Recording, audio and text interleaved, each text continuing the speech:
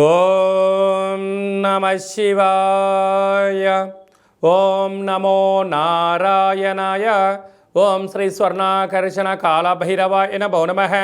నరదృష్టి నివారణ కాళభైరవాయ నమో నమః. ఓం కాళకాలాయ విద్మహే కాళాతీతాయ ధీమహి తన్నో శ్రీ స్వర్ణాకర్షణ కాళభైరవ ప్రచోదయాతు. హరి ఓం. మా ఛానల్కి స్వాగతం. చూస్తున్న వీక్షకులకు ప్రేక్షకులకు ప్రియ కాళభైరవ భగవద్బంధుకి స్వాగతం పలుకుతూ మమ్మల్ని ఎంతగానో ఆదరిస్తూ ఉండబడినటువంటి ప్రియ సోదరి మండలకు అందరికీ కూడా వసంత పంచమి మాఘ పంచమి సాక్షాత్ మహాసరస్వతీదేవి అమ్మవారి యొక్క ఆశీస్సులు అందరిపైన ఉండాలని, అందరినీ విద్యావేత్తలుగా, జ్ఞానవంతులుగా, గుణవంతులుగా, సంపన్నవంతులుగా అమ్మవారి యొక్క ఆశీస్సులు ప్రసాదించాలని కోరుకుందాం. కన్యరాశి వారు మాఘ పంచమి సందర్భంగా ఎలాంటి విధిని పాటించాలి, అమ్మవారి యొక్క ఆశీస్సులు ఎలా పొందాలో ఈ వీడియోలో సవివరంగా సంపూర్ణంగా తెలుసుకుందాం.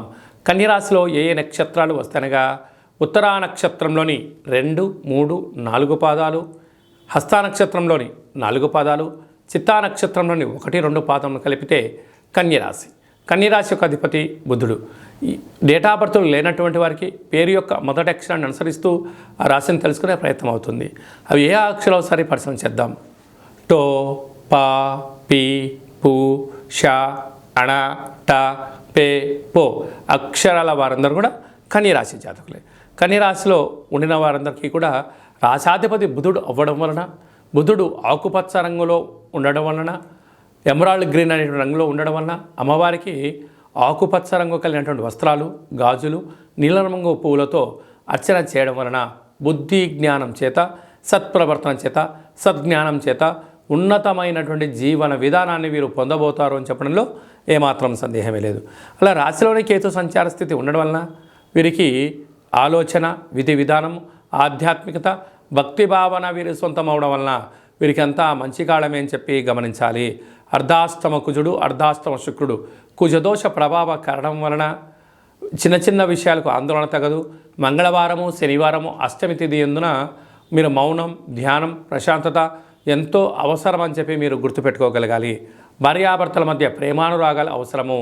ఆవేశాలకు వెళ్ళడము, అనర్థాలకు వెళ్ళడము, అనేక రకాల సమస్యలకు కేంద్రబిందువు కాకుండా మౌనంగా, ధ్యానంగా ఉంటూ సమస్యలను నెట్టుకుపోయే ప్రయత్నం చేయండి.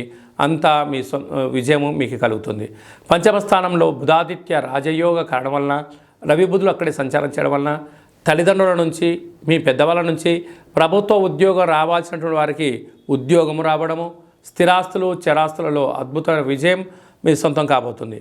6వ స్థానంలో శనేశ్వర స్వామి వారు సుక్షేత్రంగా ఉండడం వలన రుణభయం, చొరభయం, అగ్నిభయం, వాహన ప్రమాదాలు పొంచి ఉన్నాయి. తస్మాత్ జాగ్రత్త.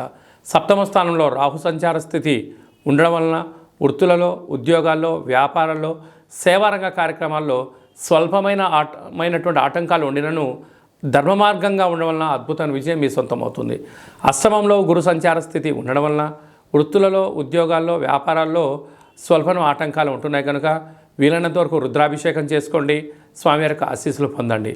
స్వయం వృత్తులు, సేవారంగాలు, ఆహార ఉత్పత్తులు, అన్నదాన కార్యక్రమాలు, అలాగే చేతి వృత్తుల వారందరికీ, వ్యవసాయ సోదరి మండలకు కొద్దిపాటి ఓపికగా చేసుకొని వెళ్ళగలిగితే స్థిర చరాస్తులు మీ సొంతం అవుతాయని చెప్పి గమనించాలి.